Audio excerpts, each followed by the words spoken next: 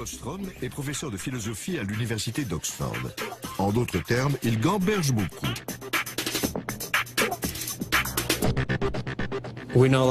Nous croyons connaître la réalité qui est devant notre nez, mais en fait, c'est une illusion. Nick Bostrom a échafaudé plusieurs théories sympathiques, dont une sur l'informatique extraterrestre. Voilà 40 ans, les ordinateurs ressemblaient à ceci. Aujourd'hui, voilà à quoi ils ressemblent. Les ordinateurs portables sont plus puissants que les énormes ordinateurs d'autrefois. Ils sont de plus en plus puissants et rapides.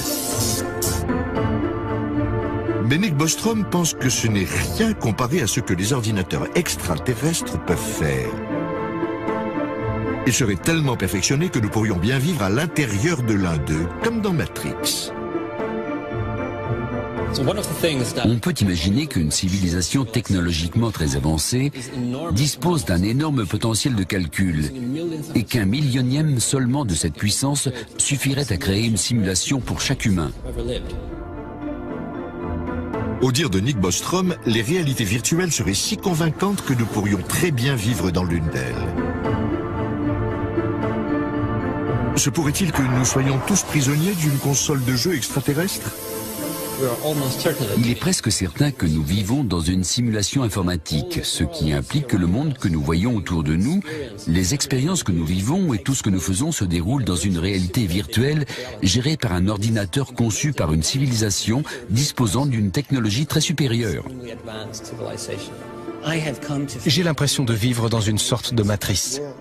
La question est de savoir jusqu'où peut aller la simulation. Je ne me fie à rien dans cette réalité. Je crois que c'est une illusion, une réalité holographique, le produit d'une technologie. Donc, tout est possible.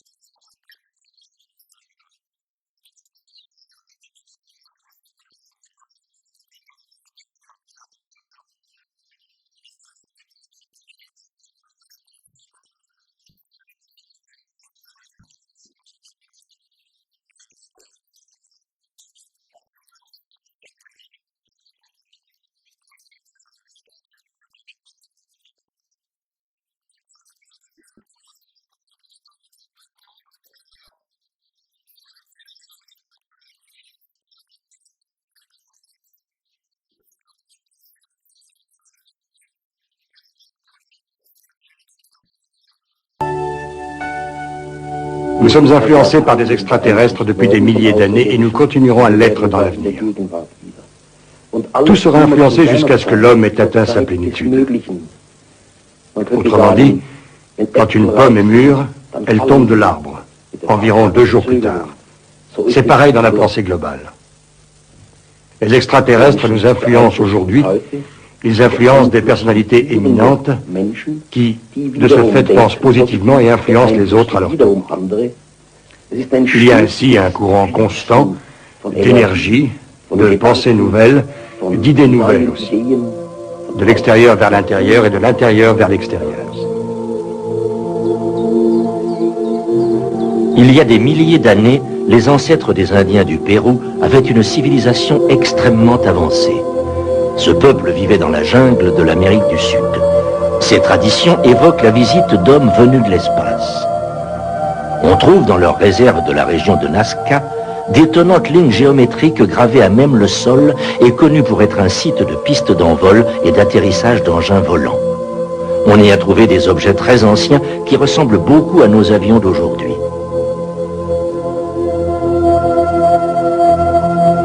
Les étonnants motifs relevés dans certains champs d'Angleterre ont suscité un grand intérêt et on peut se poser la question d'un éventuel rapport avec les dessins géométriques du Pérou. Erich von Daniken, écrivain. Je connais bien les Indiens Hopi qui vivent aujourd'hui en Arizona. Mais leurs traditions disent qu'il y a des milliers d'années, ils étaient établis en Amérique du Sud. Et que c'est à cette époque qu'ils ont été déplacés par des visiteurs extraterrestres, appelés Kachinas. Les Kachinas ont sauvé les Indiens Hopi quand leur continent a menacé de sombrer. Ces êtres célestes, les Kachinas, sont les professeurs des Indiens Hopi. Et aujourd'hui encore, les Hopi fabriquent des figurines représentant les Kachinas pour la nouvelle génération, de sorte que nul ne puisse oublier la visite des initiateurs venus de l'espace. Aujourd'hui encore, les Hopis sont convaincus que les Kachinas reviendront sur Terre un jour. Il est intéressant de noter qu'en montrant à barbe blanche l'un des membres les plus âgés des Indiens Hopi des photos des sites mayas de Tikal et de celui de Palenque, il est devenu tout excité et a dit « Nous comprenons cela. Nos ancêtres les ont construits selon les indications des Kachinas. » Je continue. En 85, Gordon Cooper fait une déclaration solennelle aux Nations Unies. C'est-à-dire que là, il casse le silence et il va plus loin. Il dit « Je crois que ces vaisseaux extraterrestres et leur équipage, bon, bah ça y est, tout est dit, visitent la Terre à partir d'autres planètes. Là, c'est plus délicat, j'expliquerai pourquoi à la fin. Bon, et ben ils sont d'une manière évidente un peu plus avancés technologiquement que nous. Je pense que nous avons besoin d'un programme coordonné de très haut niveau pour collecter et analyser scientifiquement les données de l'ensemble de la planète sur les différents types de rencontres afin de déterminer comment interagir au mieux avec nos visiteurs d'une manière amicale. Ça veut dire que, bon, ce qu'on dit des ovnis dans les agences nationales, notamment américaines, françaises, etc., n'est pas coordonné. Ça, c'est peu probable. Nous devrions tout d'abord leur montrer à ces visiteurs que nous avons appris à résoudre nos problèmes de manière pacifique plutôt que par la guerre. C'est mal parti. Et ce, avant d'être acceptés en tant que membres à part entière de l'équipe universelle. Donc ils admettent implicitement qu'il y a une équipe universelle. Donc il faut être très clair là-dessus. Ces choses, en 85, étaient publiquement acceptables dans l'Assemblée des Nations Unies. Voilà. Cette admission offrirait à notre monde de fantastiques possibilités de progrès dans tous les domaines. Il semblerait alors certain que les Nations Unies possèdent un droit acquis à traiter ce sujet de façon appropriée et rapide. Pendant des années, j'ai vécu avec un secret, le secret imposé à tous les spécialistes et les astronautes. Je peux maintenant révéler que chaque jour, aux États-Unis, nos radars repèrent des objets de forme et de nature inconnus. Et il y a des milliers de rapports de témoins et quantité de documents qui le prouvent, mais personne ne veut les rendre publics. Pourquoi ? Parce que les autorités ont peur que les gens imaginent une espèce d'horrible envahisseur. Donc le maître mot demeure, nous devons éviter la panique à tout prix. Donc on voit que c'est l'idée permanente qui nous est proposée.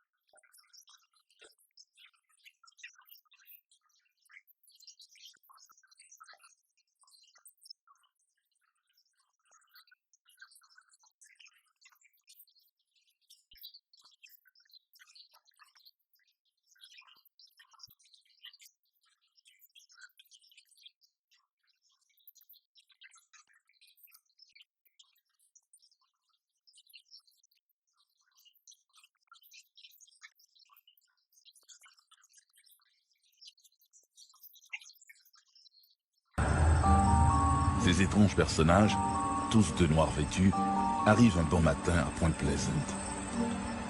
Ils se déplacent presque toujours en groupe de 3 et conduisent de vieilles Cadillacs.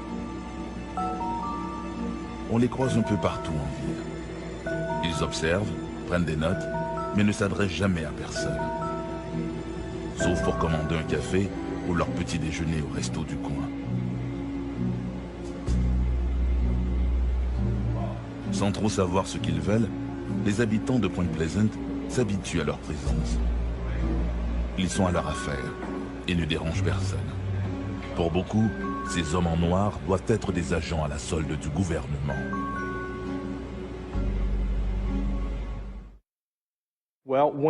À partir du moment où on a observé les Mothman et les ovnis, plusieurs des témoins ont parlé de ces hommes étranges, habillés en noir, portant lunettes noires et chapeaux, qui venaient à leur domicile ou dans leur commerce, leur demandant pourquoi ils avaient relayé ces informations aux journaux ou aux médias. Ils avaient l'air assez mécontents que ces gens, ces témoins, aient raconté leur histoire. Et quelques-uns de ces témoins se sont tus, refusant de parler aux reporters, aux rédacteurs ou aux enquêteurs. Et même certaines personnes qui n'avaient pas observé le Mothman ont été prévenues de se tenir loin de là et ont reçu la visite des hommes en noir.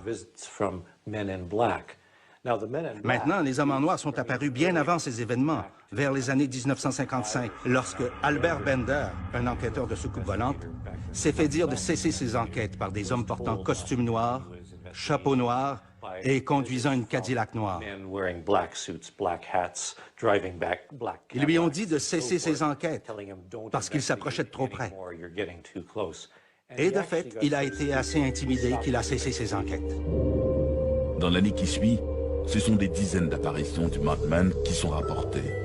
Quand j'étais jeune enfant, vers l'âge de 8 ou 9 ans, j'ai aperçu ce que j'ai cru à l'époque être un homme en costume de plongeur. Il avait des ailes. Il se tenait entre la voie ferrée et la rivière, et il était simplement là, debout, avec ses grands yeux rouges. Jusqu'à aujourd'hui, mes parents n'ont jamais discuté de ça avec moi. Je ne sais pas ce qu'ils ont vu ou ce qu'ils ont cru voir, mais ils ne parlaient pas du Mothman, et c'est assez habituel chez les gens de la région. Durant pratiquement 2 années consécutives, il y a eu plus d'une centaine d'observations rapportées, et probablement une autre centaine qui n'ont pas été rapportées officiellement, parce que les gens craignaient qu'on se moque d'eux, qu'on les traite de fous. À défaut du Mothman, d'autres résidents de Point Pleasant et des environs reçoivent des coups de téléphone bizarres. Il n'y a jamais personne à l'autre bout du fil, seulement une espèce de modulation étrange. Il y avait cette femme, dont je ne peux me rappeler le nom, qui était l'éditrice du Point Pleasant Register. Elle avait écrit sur les hommes en noir. Et ils sont venus chez elle. Ils sont venus pour lui dire de ne rien écrire à leur sujet. Et 2 jours plus tard, elle est morte. Tout s'articule comme si Point Pleasant s'était transformé en un microcosme de l'étrange. Comme si la ville était devenue le laboratoire de quelque intelligence supérieure. En association avec le Mothman, il y a eu des contacts très inhabituels, où certains enquêteurs ont commencé à recevoir des coups de téléphone d'une créature nommée Ingrid Cold. Elle les prévenait de cesser leurs enquêtes. N'enquêtez plus sur le sujet, vous êtes trop près. Qui essayait de les effrayer. Ils étaient harassés par d'étranges apparitions, à la même époque où on observait le Mothman.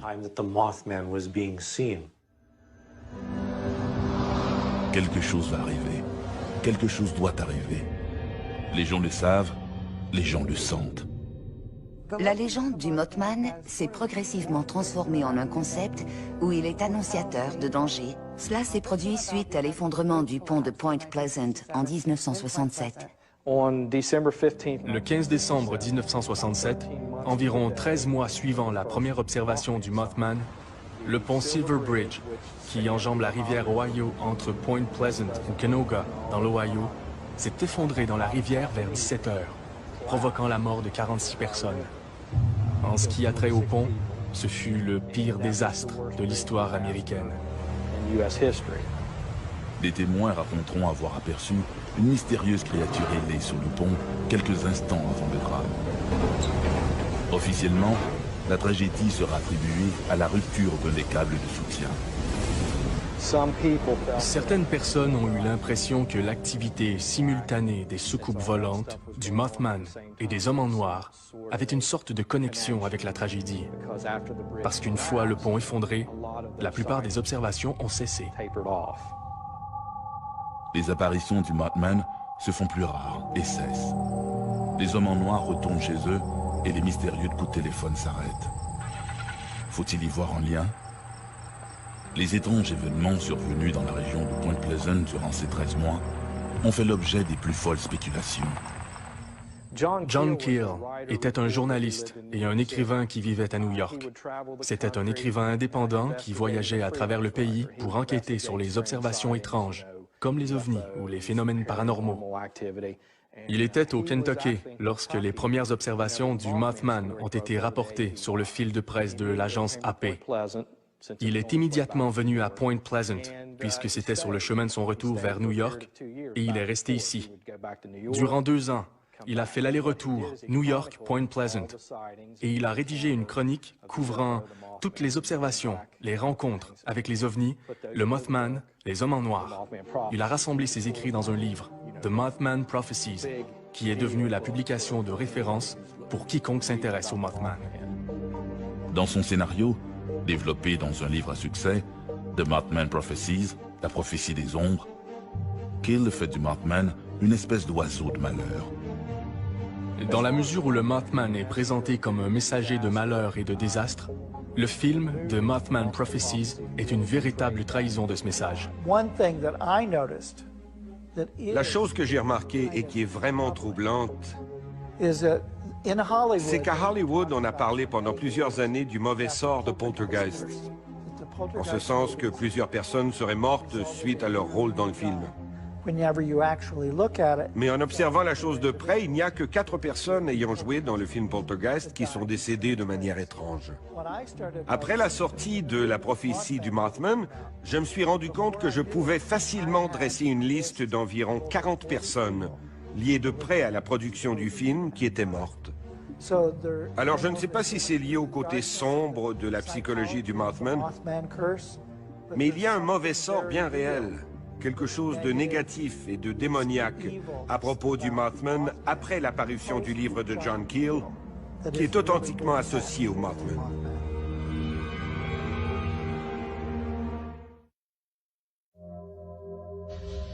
Conjuguer l'angoisse et l'imagination peut enfanter des monstres, des créatures chimériques. Pourtant, pour certains, elles sont là.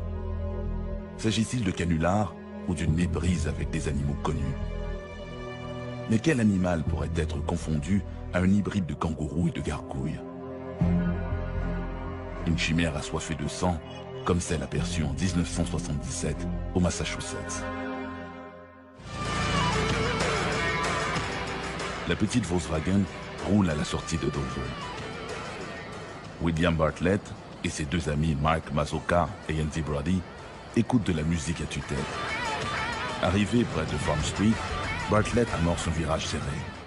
C'est en exécutant sa manœuvre qu'il aperçoit, éclairé par les phares de sa voiture, une créature des plus bizarres. La créature ne reste visible que 5 ou 6 secondes, mais Bill Bartlett jure à ses amis qu'il l'a bien vue. Il n'oubliera jamais sa rencontre avec le démon de Dover.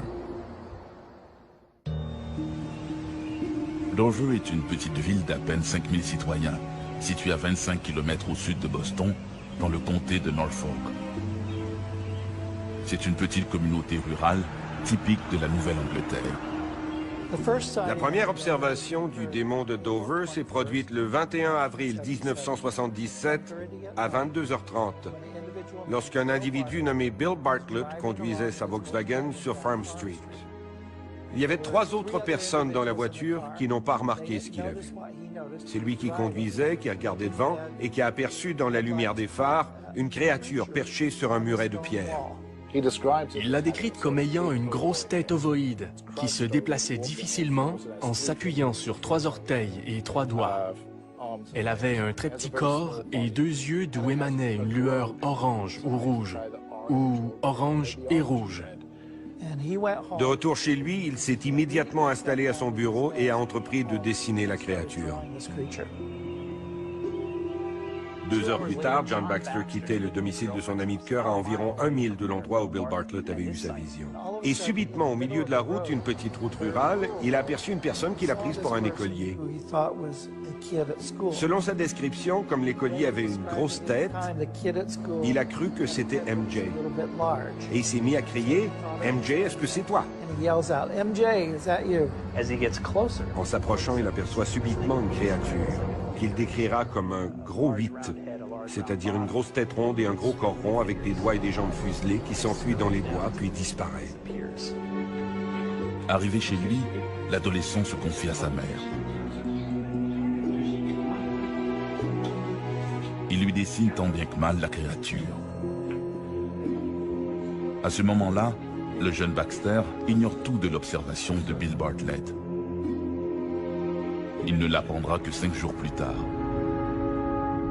Pourtant, les dessins des 2 adolescents sont tout à fait identiques. Le lendemain soir, le 22 avril 1977, Will Tanter, 18 ans, un copain de Bill Bartlett, roule en compagnie d'Abby Brabham, 15 ans. Le lendemain soir, Abby Brabham et son ami Will sont en voiture. Et ils aperçoivent quelque chose qu'ils sont incapables d'identifier. Ils n'ont pas pu observer la chose aussi bien que Bill Bartlett et John Baxter, mais eux aussi ont aperçu une créature aux environs de minuit, donc 26 heures après la première observation par Bill Bartlett. Le lundi suivant, 25 avril, Bill Bartlett se confie à son professeur de sciences, Robert Linton, lequel est impressionné par le ton de sincérité de l'adolescent. À l'époque des événements, le cryptozoologue Loren Coleman s'intéresse à ces étranges apparitions. Ce qui s'est passé, c'est qu'à cette époque, je travaillais dans une école spécialisée pour les garçons ayant des troubles émotionnels, juste de l'autre côté de la rivière Charles et du comté de Dover au Massachusetts. Régulièrement, lors de mes journées de congé, je fréquentais un magasin nommé le Dover Country Store.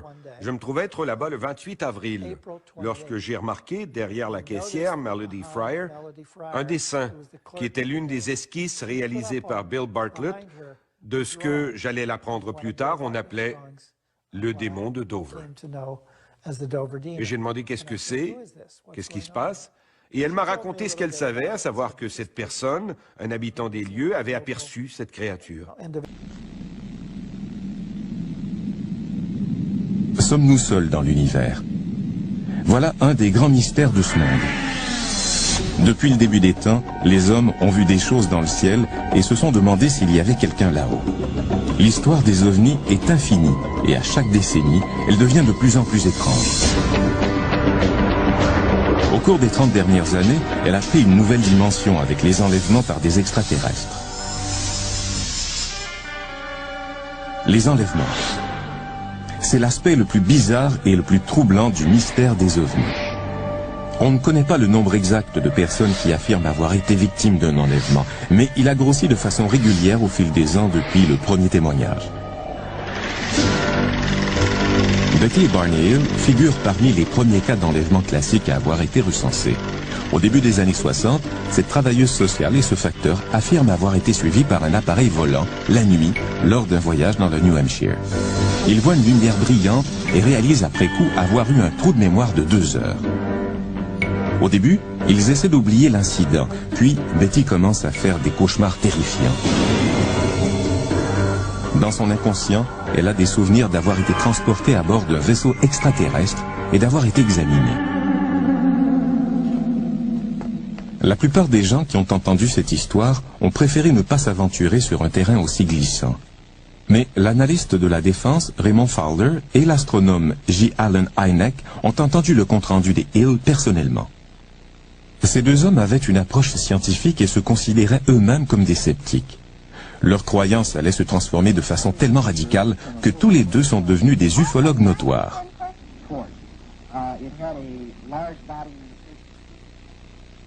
Je me souviens d'avoir entendu le témoignage des Hill avant l'enquête.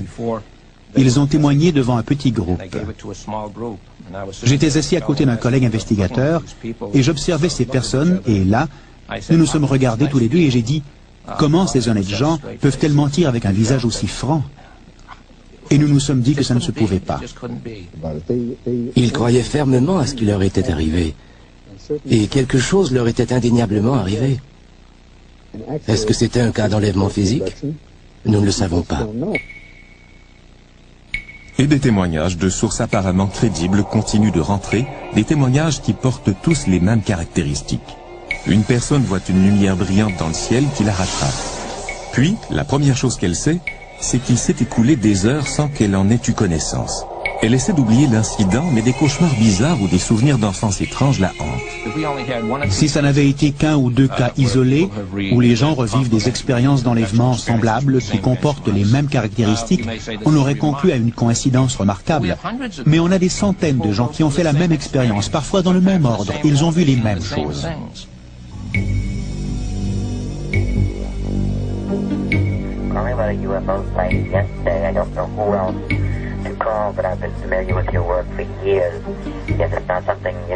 Et à mesure que le nombre de cas rapportés grossit, le public manifeste de plus en plus d'intérêt pour cet étrange phénomène d'OVNI. Aujourd'hui, un nombre grandissant de gens comme Ray Fowler et feu le Dr Hynek se sont obligés d'étudier la question d'enlèvement par des extraterrestres. Aujourd'hui, retiré du domaine commercial de la défense, Ray Fowler consacre une bonne partie de son temps libre à enquêter et à publier des rapports d'enlèvement. Il ne manque pas de travail.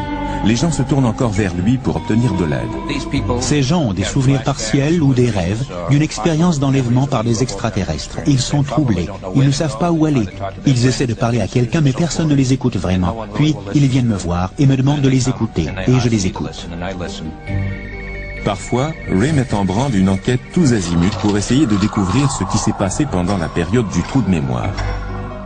C'est ce qu'il a fait quand Jim Weiner lui a demandé de l'aide. Jim ne le savait pas encore, mais lui et son frère jumeau Jack étaient devenus des éléments du chapitre suivant de l'histoire des OVNI, le chapitre des enlèvements par des extraterrestres.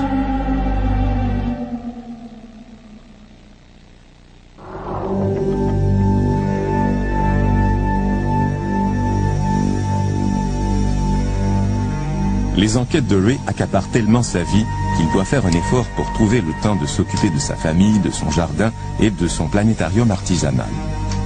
Mais un des cas comporte tellement d'indices d'enlèvement qu'il ne peut pas se défiler. Il l'appelle l'enlèvement à la gâche.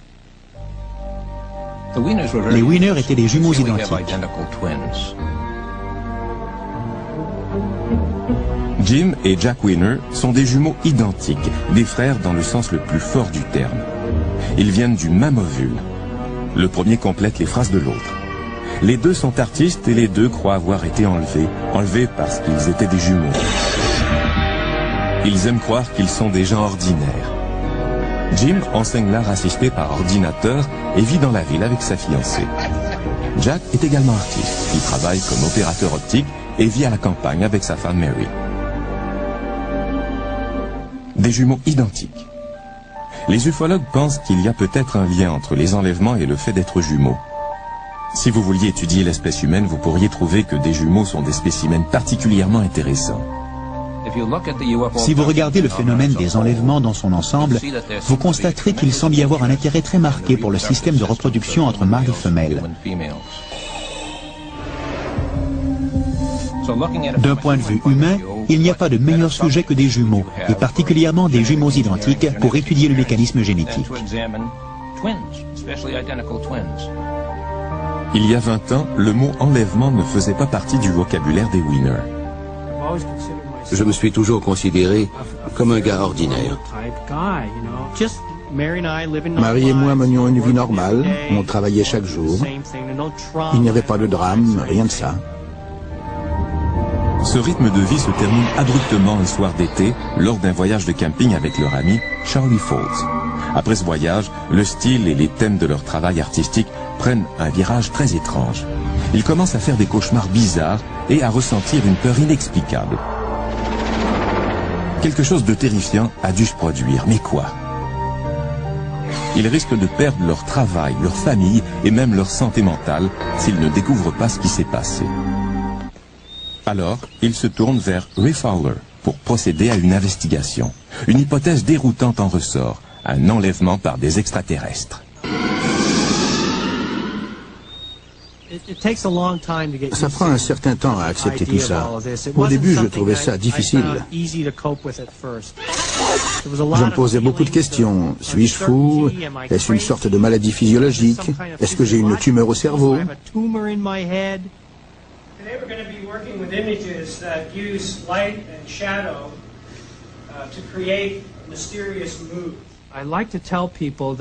J'aime bien dire aux gens que ça ne me dérange pas vraiment, que c'est quelque part à l'arrière de mon cerveau.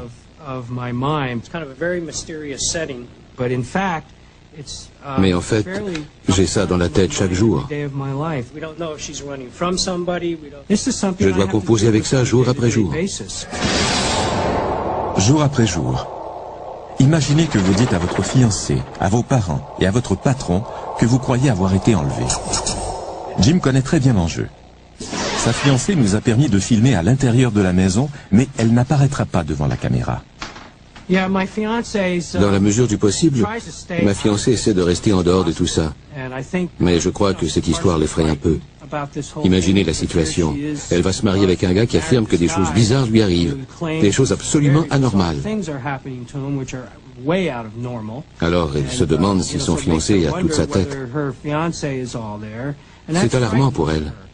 Et si elle croit ce que je dis, elle va s'inquiéter de ce qui peut lui arriver parce que quand ils viendront me chercher, elle sera là elle aussi.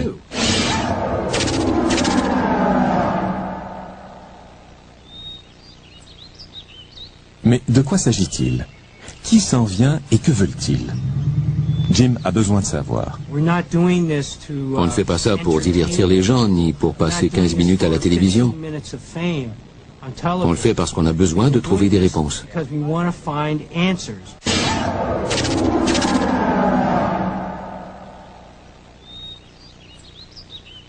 Mais de quoi s'agit-il? Qui s'en vient et que veulent-ils? Jim a besoin de savoir. On ne fait pas ça pour divertir les gens, ni pour passer 15 minutes à la télévision.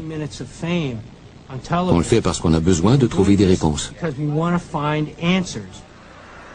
Quand Ray s'offre pour enquêter sur leur cas, Jim et Jack savent que ça ne va pas les guérir. Mais le fait d'avoir quelques réponses vaut mieux que de ne pas en avoir du tout.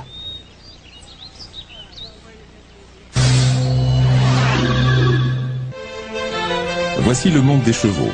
C'est un monde où les apparences et les traditions sont importantes. C'est un monde d'argent, de pouvoir et d'influence. Tous les ingrédients pour un bon téléroman. Mais derrière la barrière d'une de ces fermes, l'histoire ressemble plus à un épisode d'au-delà du réel qu'à un épisode de Dallas.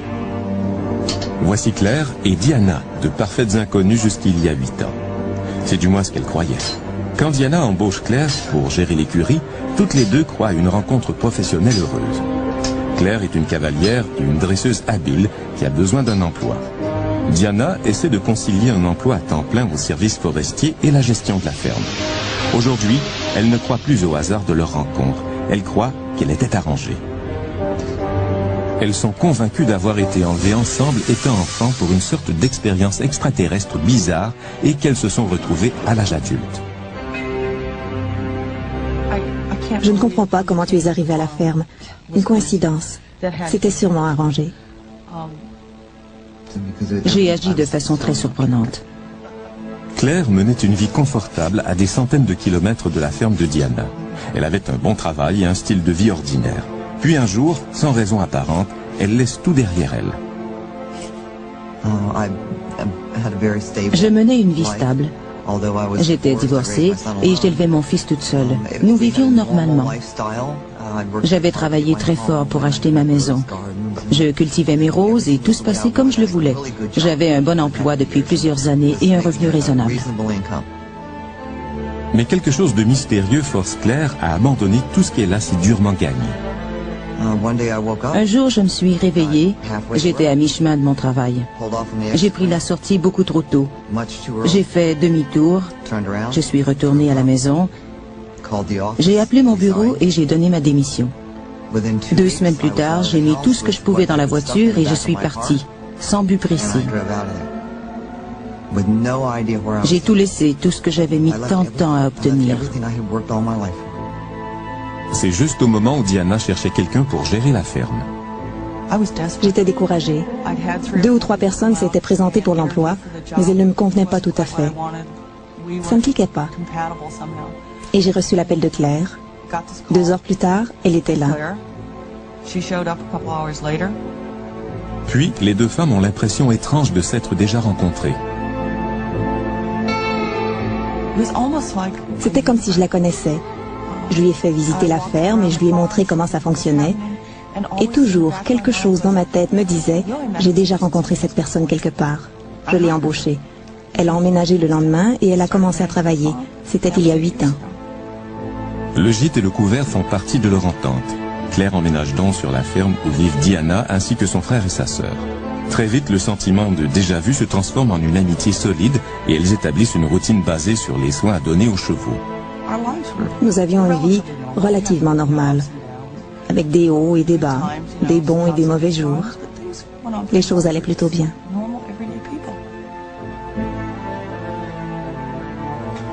Le train-train quotidien est soudainement perturbé par des événements étranges. Claire et Diana cherchent à les comprendre et l'explication se résume à un mot, enlèvement.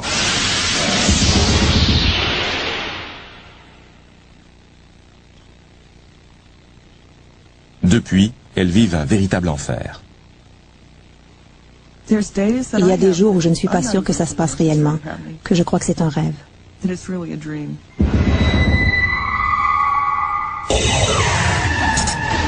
Elles savent que certaines personnes aimeraient mieux qu'elles se taisent. Claire s'efforce de protéger la vie privée des siens et la famille de Diana refuse de participer à ce reportage. C'est difficile pour eux, presque aussi difficile que ce l'est pour nous, parce qu'ils ne comprennent pas ce qui se passe. Ils ne veulent pas croire que nous sommes folles. Ils nous connaissent depuis longtemps et ils savent que nous ne sommes pas du genre à inventer des histoires, que nous ne mentons pas. Claire et Diana savent que certaines personnes croient qu'elles mentent ou qu'elles sont folles. Il y en a d'autres qui sont solidaires. Ça fait un peu plus de 8 ans que je viens ici. Je n'ai aucun problème avec ces gens. Si j'en avais, je ne viendrais pas. J'ai beaucoup de travail. Je suis un excellent maréchal ferrant. Je suis sûr que cela a affecté leurs affaires parce que les gens ne veulent pas venir là où ils croient qu'il y a des extraterrestres qui kidnappent les personnes. C'est logique. Elles ne nous dérangent pas. Ma petite fille vient ici et nous les aimons bien. Je n'ai aucun problème, mais honnêtement, je crois que ce n'était pas très malin de leur part d'étaler cette histoire au grand jour. Mais elles ont effectivement étalé cette histoire au grand jour.